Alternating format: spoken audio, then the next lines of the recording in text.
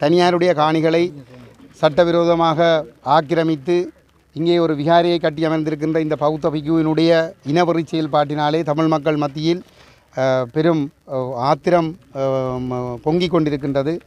2.5 வருடங்களுக்கு மேலாக இந்த மக்கள் காணிகளை பறிகொடுத்து அந்த மக்களுடைய காணிகளுக்குள் ஆக்கிரமித்திருக்கிற இந்த பௌத்த பிக்குவுக்கு ஆதரவாக யாழ்ப்பாணத்தில் இருக்கக்கூடிய சகல போலீஸ் நிலையங்களினதும் போலீஸ் பொறுப்பதிகாரிகளும் போலீசாரும் முழுமையாக ஒத்துழைப்பு வழங்கி அந்த சட்டவிரோத செயல்பாட்டிற்கு தொடர்ச்சியாக பாதுகாப்பு வழங்கி கொண்டிருக்கிறார்கள். இங்கே இந்த அநியாயத்துக்கு எதிராக இந்த சட்டவிரோத செயல்பாட்டுக்கு எதிராக போராடுகிற மக்கள் மீது பெரும் கெடுபிடிகளும் நெருக்கடிகளும் பிரயோகிக்கப்பட்டு கொண்டிருக்கின்றது. இங்கே பல நூற்றுக்கணக்கான போலீசார் குவிக்கப்பட்டு இந்த மக்களுக்கு பெரும் அச்சுறுத்தல் விடுக்கப்பட்டு கொண்டிருக்கின்றது. இங்கே வந்திருக்கின்ற தமிழ் ஊடகங்கள் கூட சுதந்திரமாக செயல்பட முடியாத நிலைமை காணப்படுகிறது. இங்கே வருகின்ற சிங்கள ஊடகங்களுக்கு ஒரு விதமான ஒரு அணுகுமுறையையும் தமிழ் ஊடகங்கள் மீது இன்னொரு விதமான கெடுபிடிகளையும் இந்த போலீசார் அரங்கேற்றி கொண்டிருக்கின்றார்கள். போலீசாருடைய இந்த இனவாத செயல்பாட்டை நாங்கள் மிக வன்மையாக கண்டிக்கின்றோம். சட்டம் ஒழுங்கை பாதுகாக்க வேண்டிய போலீசார் இனவாதமாக மதவாதமாக தமிழர்களுக்கு எதிராக திட்டமிட்டு செயல்படுகின்ற காரணத்தினாலே இந்த ஒரு சாதாரணமான ஒரு சட்டவிரோத காணிக்குள் குடியிருக்கின்ற இந்த பிக்குவை வெளியேற்றி ஒரு சுமூகமான சூழலை ஏற்படுத்த முடியாமல் இருக்கிறது. போலீசார் ஏன் இந்த பிக்குவுக்கு அடிபணிந்து அடிமைகள் போன்று நடந்து கொண்டிருக்கிறார்கள் என்பது எங்களுக்கு புரியவில்லை. எங்களை பொறுத்தவரையிலே நாங்கள் இந்த காணிகளை விடுவிப்பதற்கு என்ற கோரிக்கையை முன்வைத்து நாங்கள் போராடி கொண்டே இருப்போம். இந்த நாட்டினுடைய ஜனாதிபதியாக வந்திருக்கக்கூடிய அனுரகுமார திசாநாயக்கா கடந்த ஜனவரி மாதம் இந்த மாவட்டத்தில் இருக்கக்கூடிய பிரச்சனைகளை எல்லாம் தீர்த்து வைக்கப் போகிறேன் என்று சொல்லிக்கொண்டு யாழ்ப்பாணம் மாவட்ட செயலகத்திலே நடைபெற்ற ஒருங்கிணைப்பு குழு கூட்டத்திற்கு தலைமை தாங்கியவர். அந்த கூட்டத்திலே எங்களுடைய தலைவரால் இந்த காணிகள் விடுவிக்கப்பட வேண்டும், இந்த விகாரை அகற்றப்பட்டு காணிகள் கையளிக்கப்பட வேண்டும் என்ற கோரிக்கை முன்வைக்கப்பட்டு இன்று 6 மாதங்கள் முடிவடைந்திருக்கின்றது. இன்று வரை ஆக்கப்பூர்வமான நடவடிக்கைகள் எதுவும் எடுக்கப்படவில்லை. அனுரகுமாரவுக்கு இன்றைய தலைமைக்கு கீழ் இருக்கக்கூடிய போலீசார் இன்று கிட்டத்தட்ட ஒரு 15 போலீஸ் நிலையங்களில் இருந்து வந்து இன்றும் இந்த சட்டவிரோதைக்கு விகாரைக்கு காவல் காக்கிறார்கள் என்று சொன்னால் இது அனுரவினுடைய உத்தரவில்லாமல் இது ஒருபொழுதும் நடைபெற முடியாது. தென்னிலங்கையிலே அதிகார துஷ்பிரயோகங்களை கட்டுப்படுத்துகிறோம், நிதி துஷ்பிரயோகங்களை கட்டுப்படுத்துகிறோம், அரச வளங்கள் துஷ்பிரயோகம் செய்யப்படுவதை கட்டுப்படுத்துகிறோம் என்று படம் காட்டிக் கொண்டிருக்கிற அனுர வடகிழக்கிலே வந்து இந்த அதிகார துஷ்பிரயோகங்களை அனுமதிப்பதன் மூலமாக தொடர்ந்தும் தமிழர்கள் அடிமைகளாக வைத்துக் கொள்ளப்படுவதற்கு துணை போகிறாரா என்கின்ற ஒரு கேள்வி இருக்கிறது. அதிலே ஒரு போலீஸ் வாகனம் ஒன்று நிற்கிறது. காலை நான் நினைக்கிறேன் 9 மணியளவிலே அந்த வாகனம் அதிலே வந்து நிறுத்தப்பட்டு அதனுடைய இயந்திரம் இயக்கிவிடப்பட்ட நிலையில் இருக்கின்றது. கிட்டத்தட்ட இப்பொழுது 5 மணித்தியாலங்களாக அந்த வாகனம் இயக்க நிலையிலே இருக்கிறது. ஏசி போடப்பட்ட நிலையிலே போலீஸ் அதிகாரி ஒருவர் அதற்குள் குந்தி இருந்து கொண்டிருக்கின்றார். இந்த பொதுமக்களுடைய வரிப்பணத்திலே அவர் அவ்வளவு தூரம் அந்த வாகனத்தை இயக்கி ஏசிக்குள் இருந்து கொண்டு குழுகுழுப்பாக இருந்து கொண்டு எங்களுடைய மக்களுடைய போராட்டத்தை ஒடுக்குவதற்கு துணை போகிறார் என்று சொன்னால் அனுர அரசாங்கம் எவ்வளவு தூரம் அவருக்கு அந்த சலுகைகளை கொடுத்திருக்கிறது அல்லது இந்த பிக்கு காசு கொடுக்கிறாரா என்கின்ற ஒரு சந்தேகம் கூட மக்களுக்கு ஏற்பட்டிருக்கின்றது. ஏன் அவ்வாறு இந்த போலீசார் நடந்து கொள்ள வேண்டும்? ஆகவே எங்களை பொறுத்தவரையிலே எங்களுடைய மக்கள் ஒன்றிணைந்து போராடினால்தான் இந்த உரிமைகளை நாங்கள் பாதுகாத்து கொள்ளக்கூடியதாக இருக்கும். ஆகவே கட்சி பேதங்கள் இல்லாமல், மதபேதங்கள் இல்லாமல், பிரதேச பேதங்கள் இல்லாமல் சகலரும் ஒன்றிணைந்து இந்த போராட்டத்திலே நாங்கள் பங்கு கொள்ள வேண்டும். இந்த போராட்டத்தை நாங்கள் வலுப்படுத்த வேண்டும். இந்த போராட்டம் பௌத்த மக்களுக்கு எதிரானதல்ல, சிங்கள மக்களுக்கு எதிரானதல்ல, அல்லது ஏனைய இனங்களுக்கு எதிரானதல்ல. இது வெறுமனே ஒரு சட்டவிரோத கட்டுமானத்திற்கு எதிரானது. இதை எல்லோரும் புரிந்து கொள்ள வேண்டும். தென்னிலங்கையிலே சிங்கள மக்கள் மத்தியிலே ஒரு பொய் வதந்தி பரப்பப்படுகிறது. இந்த பிக்குவினாலும் இந்த பிக்குவுக்கு பின்னால் இருக்கக்கூடிய இராணுவ தரப்பினாலும் இந்த பலாலி ஓய்சி நயனஜித் போன்றவர்களாலும் பொய்யான கதைகள் பரப்பப்படுகின்றது. ஏதோ இங்கே பௌத்த ஆலயத்திற்கு எதிராக தென்னிலங்கை மக்கள் வந்து வழிபட முடியாமல் இருக்கிறது என்கின்ற ஒரு பொய் பரப்பப்படுகிறது. அப்படி அல்ல. இங்கே பௌத்த கோயிலுக்கு எதிராக போராட்டம் நடைபெறவில்லை. தமிழ் மக்களுடைய உறுதிக்காணிகளை ஆக்கிரமித்து சட்டவிரோதமாக இந்த தமிழ் மக்கள் மீது இன அழிப்பு செய்து தமிழ் மக்களை பெண்களை பாலியல் வல்லுறவுக்கு உள்ளாக்கி படுகொலை செய்து அழித்த இராணுவத்தினரால் கட்டப்பட்ட சட்டவிரோத விகாரைக்கு எதிராகவே நாங்கள் போராடுகிறோம். இந்த இராணுவம் தான் செம்மணியிலே பல ஆயிரக்கணக்கானவர்களை கொன்று புதைத்திருக்கிறது. அந்த புதைகுழியில் இருந்து தான் இப்பொழுது வந்து எலும்புக்கூடுகள் மீட்கப்பட்டு கொண்டிருக்கின்றது. ஆகவே இந்த இராணுவம் இந்த மண்ணில் இருக்க முடியாது. இந்த மண்ணிலிருந்து சட்டவிரோத செயல்பாடுகளை செய்ய முடியாது. இராணுவம் செய்திருக்கிறது என்பதற்காக நாங்கள் கைகட்டி வாய்ப்புத்தி நிற்க முடியாது. எங்களை பொறுத்தவரையிலே இந்த நிலங்களை மீட்டெடுக்கும் வரை நாங்கள் தொடர்ந்து போராடி கொண்டே இருப்போம். வடகிழக்கு தமிழர் தாயகத்தினுடைய ஆக்கிரமிப்பு கடந்த 77 வருடங்களுக்கு மேலாக இடம்பெற்று வருகிறது. ஸ்ரீலங்கா அரசினுடைய இந்த இராணுவ கட்டமைப்பினுடைய தளபதியாக தலைவராக இருக்கின்ற ஜனாதிபதி அனுரகுமார திசாநாயக்க அவர்களுடைய முழு அனுமதியோடும் தான் இந்த அனைத்து விடயங்களும் நடைபெற்று கொண்டிருக்கிறது. ஆகவே இங்கே தெரிவு செய்யப்பட்டிருக்கிற இந்த புதிய அரசாங்கம் இன அழிப்பு செய்து ஸ்ரீலங்கா அரசினுடைய தொடர் இன அழிப்பு கட்டமைப்பினுடைய அந்த தலைவர்கள் அடிக்கடி மாற்றப்பட்டு கொண்டிருந்தாலும் கூட ஒரு நிறுவனம் பயப்படுத்தப்பட்ட அரசு இங்கே தோற்றம் பெற்றிருக்கிறது. அதனை நாங்கள் மிக தெளிவாக விளங்கிக் கொள்ள வேண்டும். உங்களுக்கு தெரியும், குறிப்பாக ஸ்ரீலங்கா இராணுவத்தினுடைய இராணுவ தலைமைச் செயலகங்கள் 19 தலைமைச் செயலகங்களிலே 15க்கும் மேற்பட்ட தலைமைச் செயலகங்கள் வடகிழக்கிலும், குறிப்பாக வடக்கிலே அந்த 15க்கும் மேற்பட்ட அந்த தலைமைச் செயலகங்களிலே பெரும்பான்மையானவை வடக்கு மாகாணத்திலும் இருக்கிறதுக்கான அந்த காரணங்களை நீங்கள் மிக தெளிவாக விளங்கிக் கொள்ளலாம். இந்த தையிட்டி விகாரை கஜேந்திரன் அவர்கள் எங்களுடைய முன்னாள் பாராளுமன்ற உறுப்பினர் சொன்னது போல இது இராணுவத்தினாலே கட்டி வடிவமைக்கப்பட்ட கொண்டு நடத்தப்படுகிற விகாரை என்பதனை அங்கே பேர்பலகையிலே அவர்கள் பொருத்தி இருக்கிறார்கள் என்று சொன்னால் இந்த சிங்கள பௌத்த பேரினவாத அரசினுடைய மனோநிலையை நாங்கள் மிக தெளிவாக புரிந்து கொள்ளலாம். ஆகவே இலங்கை அரசினுடைய இந்த இன அழிப்பு இராணுவத்தினுடைய கட்டமைக்கப்பட்ட அல்லது அமைப்பியல் சார் இந்த நிறுவனமயப்படுத்தப்பட்ட இந்த இனப்படுகொலையை தடுத்து நிறுத்த வேண்டும் என்று சொன்னால் தமிழர்களுடைய வடகிழக்கு தமிழர் தாயகம் அங்கீகரிக்கப்பட்டு அவர்கள் தங்களை தாங்களே ஆளுகின்ற ஒரு சட்ட ஏற்பாட்டைக்காக நாங்கள் சென்றே ஆக வேண்டும். உங்களுக்கு தெரியும், ஸ்ரீலங்கா ஒற்றையாட்சி பாராளுமன்றத்திலே நிறைவேற்றப்படுகின்ற சட்டங்கள் அனைத்துமே சிங்கள பௌத்தர்களை பாதுகாக்கின்ற சட்டமாக மட்டுமே இருப்பதுதான் 77 வருடங்களாக நாங்கள் சொல்லி வருகிற இந்த குற்றச்சாட்டு. ஆகவே அந்த பெரும்பான்மை மக்களோடு அங்கே நடத்துகிற அந்த ஆட்சியின் மூலமாகவே சொல்லப்படுகிற விடயம் என்னவென்று சொன்னால் வடகிழக்குக்கு அந்த சட்டங்கள் பொருந்தாது. ஏனென்று சொன்னால் அது சிங்கள மக்களை போஷித்து பாதுகாக்கின்ற சட்டங்கள். அந்த சட்டங்களின் ஏற்பாடுகளிலே அரசியலமைப்பிலே சொல்லப்பட்டிருக்கிற 9வது உறுப்புரை பௌத்த மதத்தை போற்றி பாதுகாப்பதும் அதனை போற்றி பாதுகாப்பது அரசினுடைய கடமை என்கின்ற வகையிலே அந்த ஏற்பாடுகள் இருக்கிற பொழுது இந்த கட்டமைப்பினுடைய தொடர் இன அழிப்பாக இந்த விடயங்கள் நடைபெற்று வருகிறது. உங்களுக்கு தெரியும், 96ஆம் ஆண்டிலே இந்த யாழ்ப்பாணத்தை முற்றுகையிட்டு இருந்த இராணுவம் செம்மணியிலே நடாத்தியிருந்த அந்த இனப்படுகொலையினுடைய சான்றுகள் இன்றைக்கு எங்கள் கைகளிலே கிடைத்த வண்ணம் இருக்கிறது.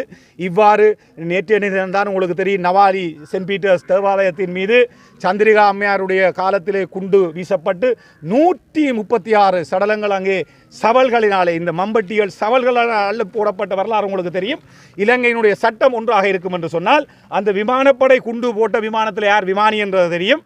குண்டு போட்டு செத்தவர்களுடைய 136 பேருடைய உடலங்கள் எடுக்கப்பட்டிருக்கிறது என்று சொன்னால் இதற்கான நீதியை சிங்கள இந்த அரசு எங்களுக்கு எடுத்து தரவில்லை, எடுத்து தர முடியாது என்பதுதான் வரலாறாக இருக்கிறது. ஆகவே இந்த மக்கள் போராட்டங்களை நாங்கள் தொடர்ந்து கொண்டு நடத்த வேண்டிய ஒரு சூழல் இருக்கிறது. மக்கள் போராட்டம் ஒன்றே தான் இதற்கான ஒரே ஒரு வழி. தேசிய தலைவர் சொன்னது போல ஜே.ஆர். ஜெயவர்தன உண்மையான சிங்கள பௌத்தனாக இருந்திருந்தால் நான் ஆயுதத்தை தூக்க வேண்டிய ஒரு சூழல் எழுந்திருக்காது என்று சொல்லியிருந்தார். இன்றைக்கும் 25 வருடங்கள் 2025ஆம் ஆண்டு போராட்டம் மௌனிக்கப்பட்டதுக்கு பின்பதாகவும் இந்த சிங்கள பௌத்த பேரினவாதத்தினுடைய 77 வருட வரலாறு எங்களுக்கு மீளவும் இதனையே உறுதிப்படுத்தி இருக்கிறது. இந்த இன அழிப்பிலிருந்து நாங்கள் தப்பிக்கொள்வதாக இருந்தால் எங்களுடைய தேசம் அங்கீகரிக்கப்பட்ட சட்டங்களை ஆக்குகின்ற அதிகாரம் எங்கள் கைகளிலே வர வேண்டும் என்கின்ற கோரிக்கையை முன்வைத்து இந்த காணிகளை கையளிக்க வேண்டி நாங்கள் சர்வதேசத்துக்கு இந்த விடயங்களை கொண்டு செல்வதற்கான போராட்டங்களை தயார்படுத்தி கொண்டிருக்கிறோம். அந்த வகையிலே புலம்பெயர் தேசத்தில் எங்களுடைய உறவுகளையும் தாயகத்தில் உறவுகளையும் எதிர்வரும் காலங்களிலே பாரிய அளவிலே இந்த போராட்டங்களை தயார்படுத்துவதற்கு எங்களோட கைகோத்து இந்த தமிழ் தேசத்தை வென்றெடுப்பதற்கான தமிழ் தேசத்தினுடைய விடுதலைக்கான உங்களுடைய பங்களிப்பை ஆற்றினீர்கள் என்று மன்றாட்டமாக வேண்டிக் கொள்கிறோம். பௌத்த சிங்கள பேரினவாத ஆக்கிரமிப்பின் ஒரு அங்கமாக தொடர்ச்சியாக இந்த தையட்டி விகாரைக்கு எதிராக ஆக்கிரமிப்பாக காணப்படுகின்ற தையட்டி விகாரைக்கு எதிராக நாங்கள் தொடர்ச்சியாக போராடி வருகின்றோம். இந்த போராட்டங்கள் அனைத்தும் சிங்கள மக்களுக்கு எதிரானதோ அல்லது நியாயமான முற்போக்கு சக்திகளுக்கு எதிரானதோ அல்ல. இது இனவாத நோக்கத்தோடு இராணுவ மயமாக்கத்தை இலக்காக கொண்டு இராணுவத்தினரால் அமைக்கப்பட்ட ஒரு சட்டவிரோத விகாரைக்கு எதிராக நாங்கள் போராடி வருகின்றோம். அவ்வாறான நிலைமையிலே இந்த சட்டவிரோத விகாரைக்கு இலங்கையிலே தற்போதும் ஆட்சியிலே இருக்கின்ற அரசாங்கம் தொடர்ச்சியாக எந்த விதமான நடவடிக்கைகளையும் எடுக்காது போலீஸ் பாதுகாப்பு வழங்கி வருகின்றது.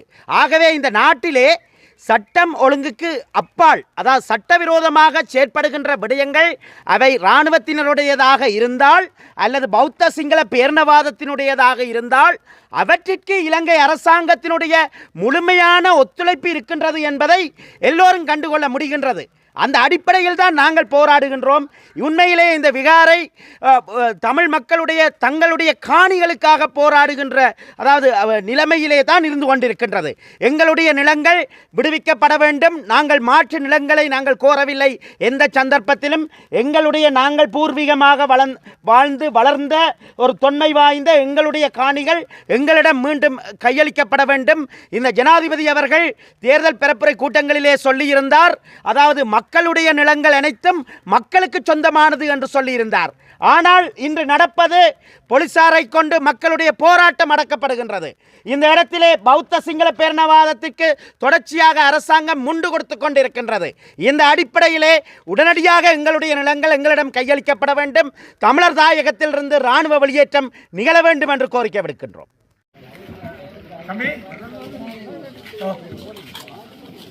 மந்திரந்த புத்தருக்கு புத்த பெருமானை ஆக்கிரமிப்பு சின்னமாக்காதே. புத்த பெருமானை ஆக்கிரமிப்பு சின்னமாக்காதே. புத்த பெருமானை ஆக்கிரமிப்பு சின்னமாக்காதே. புத்த பெருமானை ஆக்கிரமிப்பு சின்னமாக்காதே. மந்திரந்த புத்தருக்கு மந்திரந்த புத்தருக்கு வடக்கும் கிழக்கும் தமிழர் தாயகம். வடக்கும் கிழக்கும் தமிழர் தாயகம். கையெட்டு தமிழர் சொத்து. கையெட்டு தமிழர் சொத்து.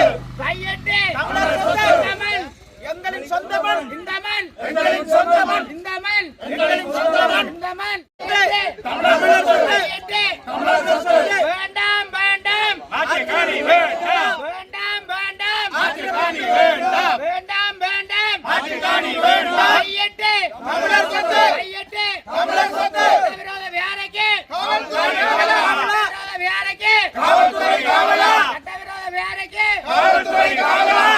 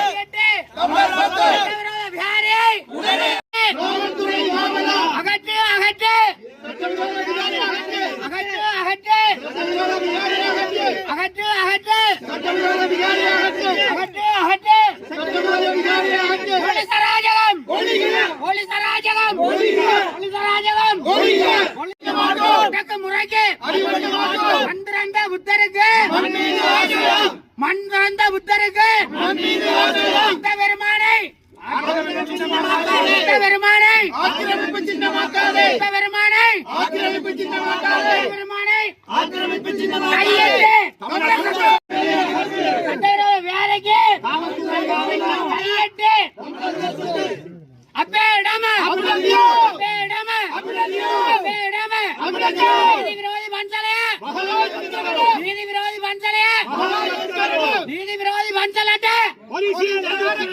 நீதி விரோதி பஞ்சலட்ட. மாலை 4 மணிக்கு ஆரம்பமாகும். அடுத்த பௌர்ணமி தினம் மாலை 6 மணி வரை நடைபெறும்.